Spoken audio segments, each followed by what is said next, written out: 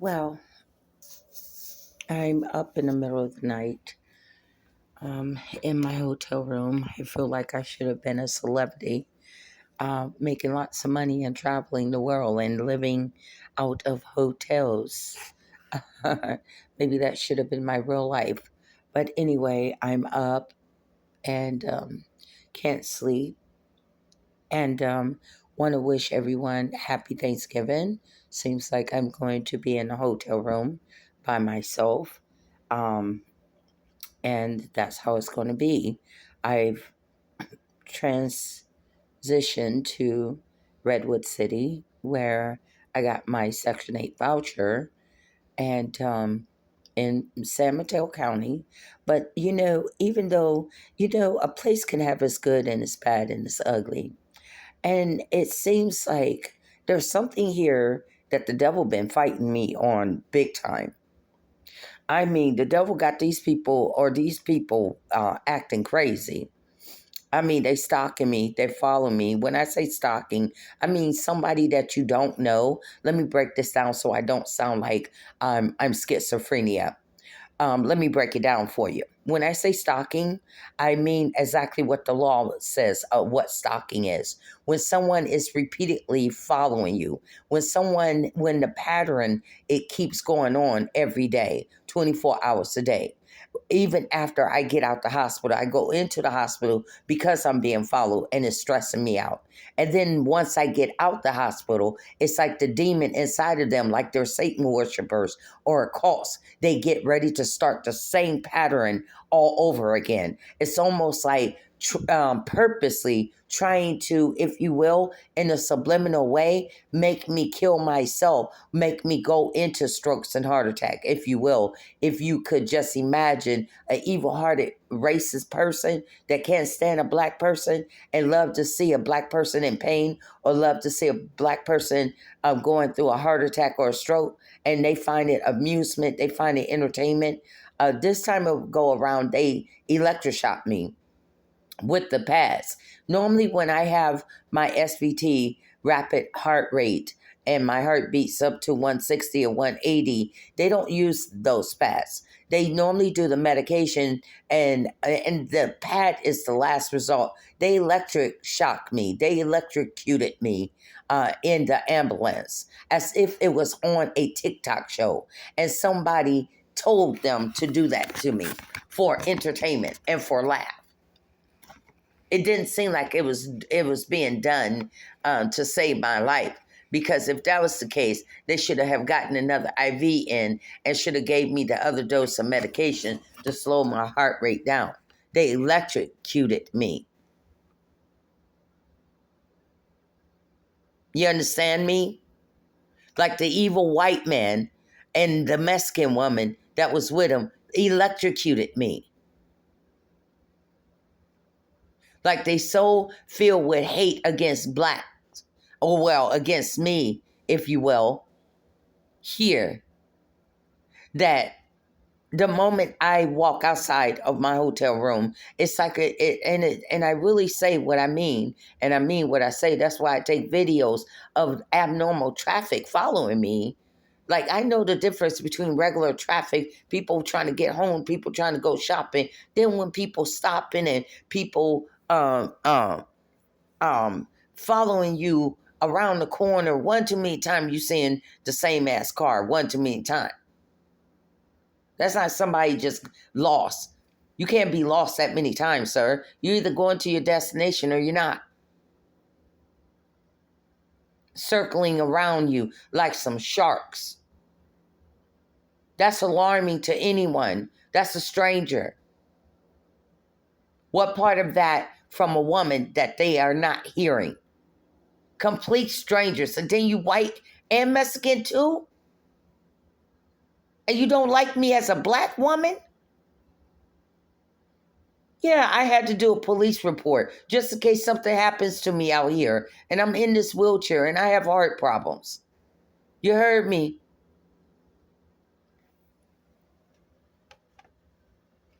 That stuff look weird as hell. I don't know these people. Why they circling around me? I don't know these people from Adam to Eve. Why are you so overly obsessed about the black woman? You see all these other black women in Redwood City, and they're not, and I'm not the size 16, 18. It's not my 600-pound lifestyle. So why are you over exaggerating what I look like on the outside?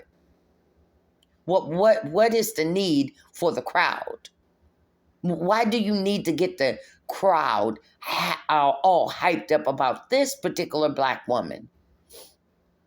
Because I got my Section 8 voucher. Some people don't like it when you start getting things to make your life improve. They want to see you homeless. They want to see you stay homeless and down on the streets, see you cold and see you out in the rain, see you out in the cold, see you all kind of sick, keep going back to the hospital. You understand? That makes people feel good that at least I'm not in that situation. Girl, I'm glad I'm not homeless. Girl, I'm glad that I got my house. Girl, I've been having my house for da-da-da. And they start bragging about what they got and what you don't have. Sorry. Now, this ain't no white and Mexican thing. I don't have black women tell me that at least I got a place to lay my head and I got a bed to sleep in at night, unlike you. Right then and there, God should do something to take her bed away from her. Whenever you talk like that to a person, right then and there, somehow, some way, God should find a way to just snatch it away from you. As fast as God give it, as fast as God take it.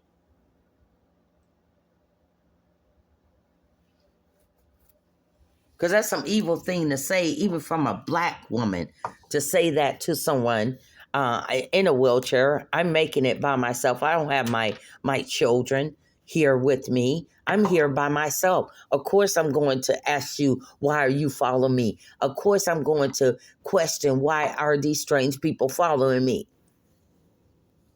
If I don't know you and I just moved here, I just sorry, if you will, mingling because I need to network with people. So I'm mingling with people, but I don't know you like that. And to me, the people that I mingle with are not afraid to have one-on-one interaction with me, interaction, communication with me. They normally talk to me. We talk one-on-one. So all these other strange people that's following you, I don't know you. And really, at the end of the day, if you see me around, you'd like to have a conversation with me, it's best for you to just strike up a conversation with me because I'm going on defense. If you don't identify yourself, I'm going straight on defense. And you know what I'm saying?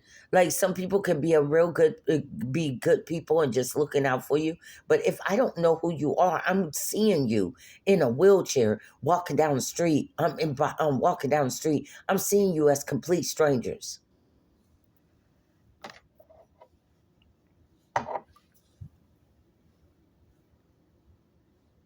What part of that people cannot understand?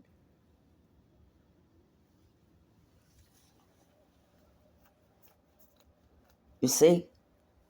It's like, oh, Crystal, you remember me from the hospital, or you remember me when we was at the library. Then jog it back to my memory, because now I remember you.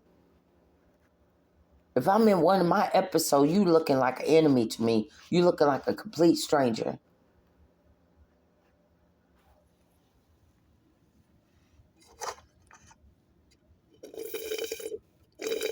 I don't know you like that. So I like for people identify yourself. You undercover cop for what? What is your probable cause? Why would you be doing this to me? And I'm in a wheelchair. It's not like, officer, I'm going to be rolling very far away from you in a broke down wheelchair. My wheelchair don't even lock. I need a whole new wheelchair. So I'm not going to get very far. The wheelchair bannock is not going to get very far away from you. So I don't understand the need for you to even be sneaky and to be spying out on me. There's no need. Just come ask me ask me what I need. Do I have a need for something? Just identify yourself to me so I know exactly who you are. At the end of the day, you look like you out of uniform because you work in UC, you work in undercover. So therefore, you looking like a complete stranger to me that keep on following me. What part of that you don't understand? Stranger danger. Don't we teach our kids stranger dangers? Stranger dangers.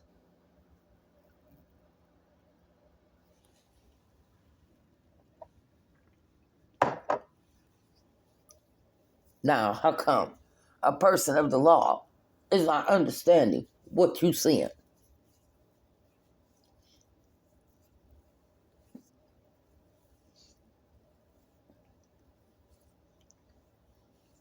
How come they can't understand that shit?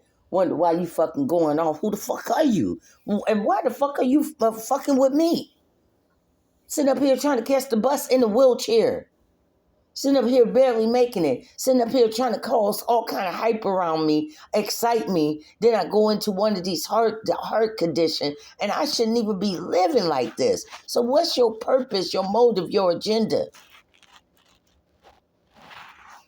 I know you ain't trying to sex traffic no woman in no damn wheelchair.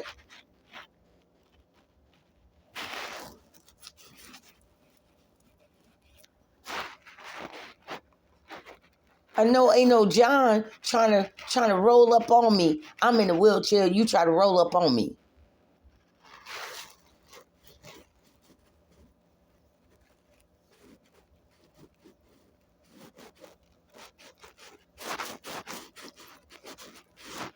They ain't looking right.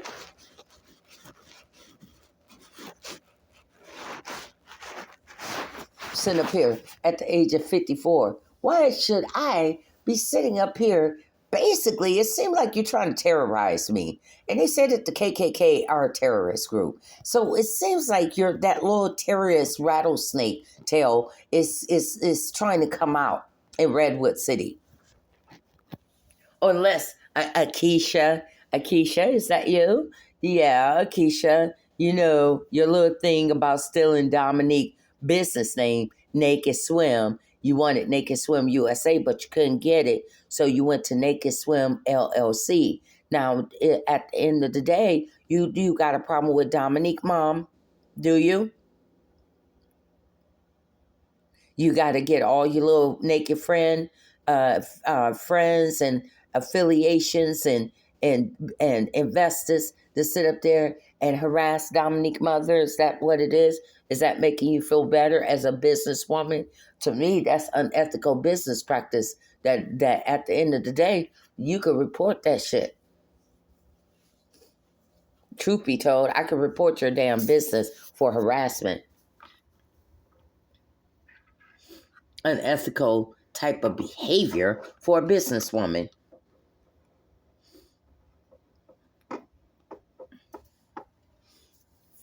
Akeisha, Akeisha, Antonio, my grandson baby, he's about 10 or 11 now. And that means this situation happened like years ago. It needs to be let go of, honey. You need to, I don't know how you're going to rest it down. I don't know how you're going to let Dr. Phil handle you because he always available. All you got to do is call Dr. Phil, 1-800 Dr. Phil number, and that man will sit up there and help you.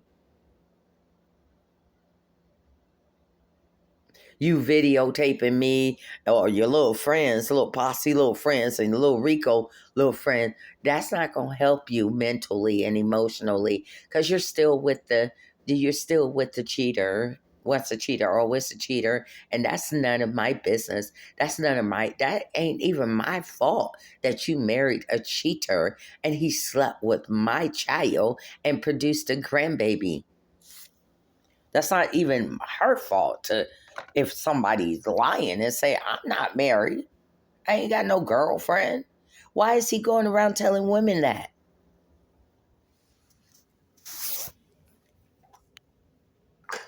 And what you do? You got your girlfriends involved? Girl, let me see. You part black. You probably got a little. So, girl, Can you believe that this the bitch that he slept with and had a baby by a girl?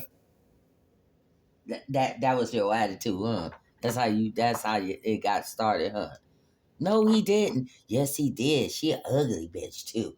Is that how? Look at her fat mama. Is that how it goes? Is that how that childish stuff go? Can't believe that he had a baby by that bitch. He had a baby by that bitch. We gonna fuck that bitch up. Is that why Dominique keep on going through things? That's why Dominique keep on going through things. What you want the men to look at her in a degrading eye? You want to steal her business name, huh? She was a smart one, huh? Naked Swim USA, huh? That's a powerful name. I'm glad that I paid for her business license.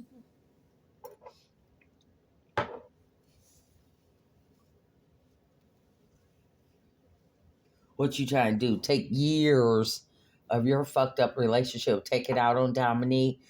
Huh? Oh, look, Dominique be in her own little Dominique world. Dominique be minding her own little Dominique business.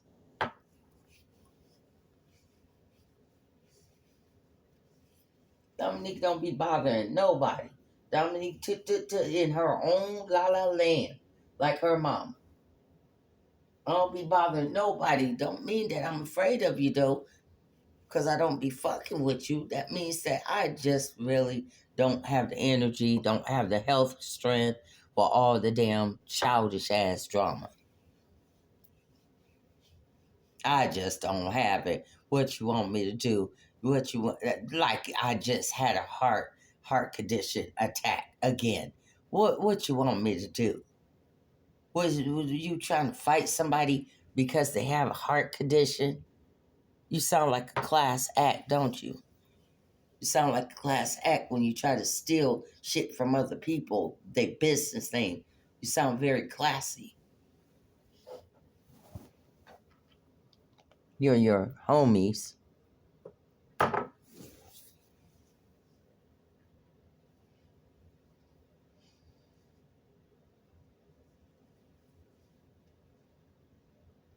So I think that I'm going to put this on YouTube so that my family can also hear it too, or come across my video link on Twitter or Princeton. So therefore, Princess. So therefore, if something happened to me, Marcus David Eastman, aka Ricardo, Perion 101, all of those, you had something to do with it, along with his cousin that's very close to him, that had an encounter with Dominique, had a conversation with Dominique, and Akeisha Marie Gray that tried to steal Dominique business name, Naked Swim USA. Her business name is Naked Swim LLC. If something happens to me in Redwood City, last known address on Akeisha, I believe it's 901 East Oak Street in uh, Palo Alto, California. Is that right? That's where your business headquarters, right?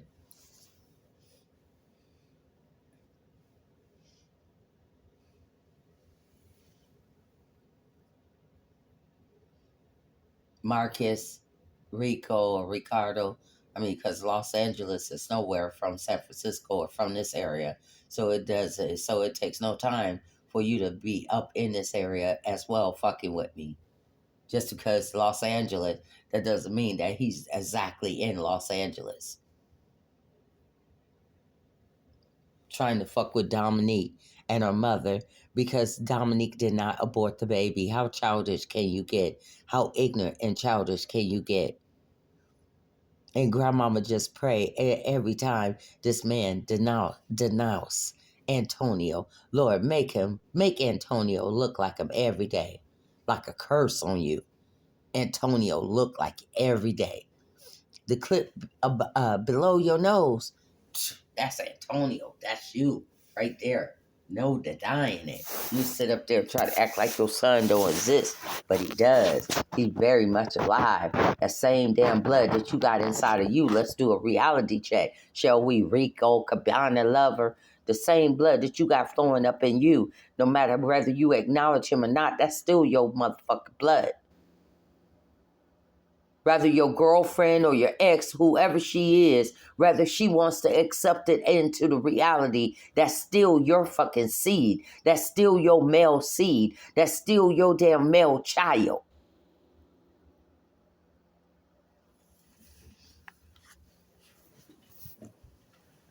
What part of a reality show? Because this ain't no Maury show. This is Miss LAX reality show.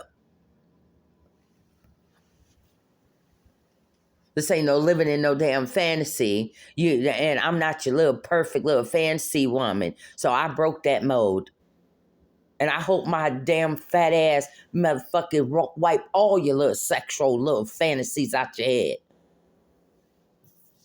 Now we can stay focused on reality then, when it comes to me.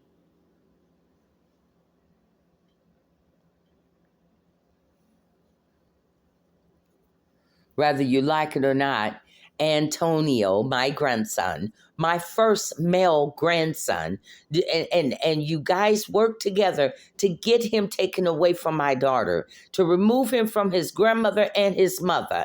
And then you have been trying to do everything in your most nastiest ways to slander my name. You don't call me crackhead, but my medical records over the years, because I stay sick, got to have blood transfusion, will back me up to show that there's not one street drug up in me, nothing but medical drug. But you don't sit up there slander my name, my character, my reputation in order to stop me from my grandson. You don't sit up there try to block me from my housing. You don't harass me around my housing in order to keep me unstable. You've been trying to block me from my Section 8 coming through, trying to give me anything and every little thing in order to, just in case my grandson need to come with his grandmother. They're trying to block that. Now, what else do you got? You don't try the employment. You don't try everything up under the sun. You don't been trying to stress and stress and all that. What you trying to make me do? Somebody must have took life insurance out on me. One of my kids got life insurance out on me. Somebody must do, because it seemed like they purposely trying to throw me into strokes and heart attacks. Like there's some kind of money behind all of this action. Because if you ain't make money from it, then it doesn't make no sense. If it don't make dollars, it don't make no sense. So I'm trying to understand on grandmama part, what's the real motive? Because I'm getting tired of stalking and following and childishness. If 2 grown people or 3, 4 grown people cannot go to a conference table or even video, dang, we even got COVID where you can video chat with people. And if you cannot pull up a video and really discuss your issue, and if there's a disagreement, you can always cut the damn camera off. Well, I see that we're not agreeing. Click, click, nice meeting you. Well, but this meeting is not going properly like we thought. If somebody have an issue, it's just that simple of discussing it and talking about it.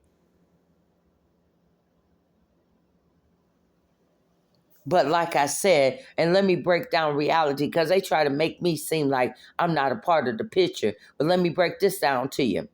You can't love my damn daughters and my son without loving their mother. Because it was the mother that produced my daughters. It was the mother that produced my sons. How you think that you gonna make it in to my family and disrespect me? I will change my whole name if a dame female take on my last name and have a disrespect towards me. I won't even acknowledge her as my daughter-in-law. Fuck you. And fuck my son too. Any guy coming in, I don't acknowledge you. You ain't my son-in-law. Having disrespectful people marry your children. You ain't no kin to me. I don't want no son-in-law like you. A son-in-law is supposed to be an offspring of your own child. It's supposed to make you feel happy, joy that you got an additional person connected to your family line. You're supposed to be happy about your daughter-in-law. You're supposed to be happy. If anybody should speak up for you, that should be your daughter-in-law and your son-in-laws.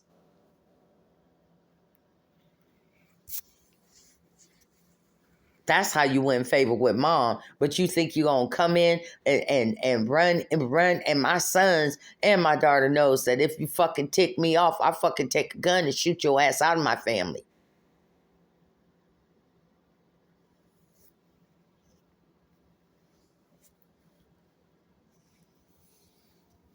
Sit up there, disrespect me. How much further do you think that Mama Lax is gonna take disrespectful from the outside damn motherfuckers, and they didn't have to be up in the dark and praying to Jesus? Oh Lord Jesus, please let my lights come in. It's freezing cold. Lord Jesus, I'm trying to keep these kids warm. See, they wasn't there when Mama was doing that.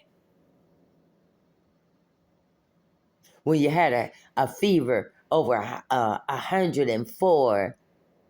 They wasn't pacing no floors and praying to God. That was mama doing that. That wasn't your girlfriend or your boyfriend. That wasn't some man that's sitting up there talking shit about your mama because he trying to get between your damn fucking legs. That was your mother doing that. You all locked up behind bars. Your mama staying up in the middle of the night praying for you, praying over you, pleading the blood of Jesus from the top of your head to the bottom of your feet. That was your mother.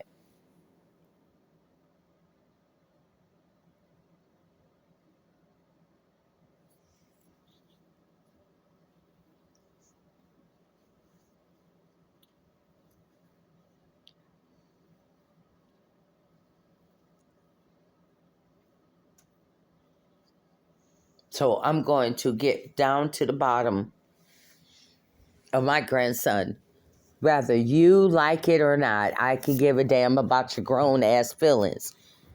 At the end of the day, your damn cousins, your damn friends and family, whether they like it or not, Antonio got your blood and my blood going through him. You cannot separate the blood. You cannot separate the DNA. Reality check. That's grandmama blood all up in my grandson. All up in my grandbabies. No matter how much you try to brainwash them, they still mines. They still grandmas. They grandmama kids. And eventually that grandmama blood gonna show.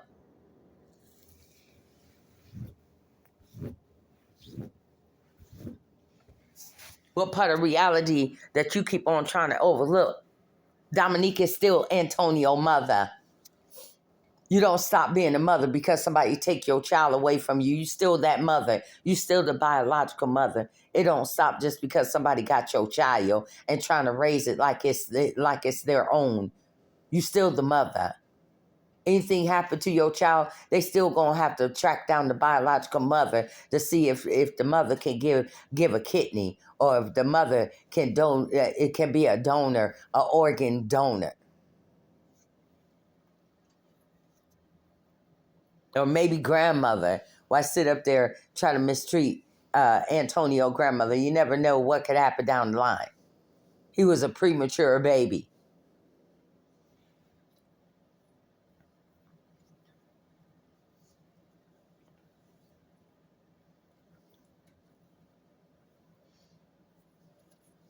Now, like I said, try to come in my family, trying to push over Dominique and her baby and me. Antonio was raised by me and Dominique. Dominique was raised by her mother. Dominique's mother taught her how to raise her son.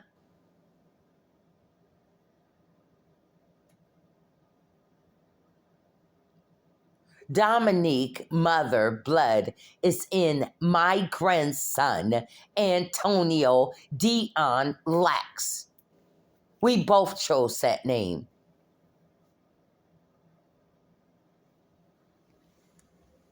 We are not going to live in your little friends and family fantasy land as if grandmother don't exist. No, grandmother exists every day of Antonio life. That DNA and the blood that flows through Antonio is grandmama and mom's blood.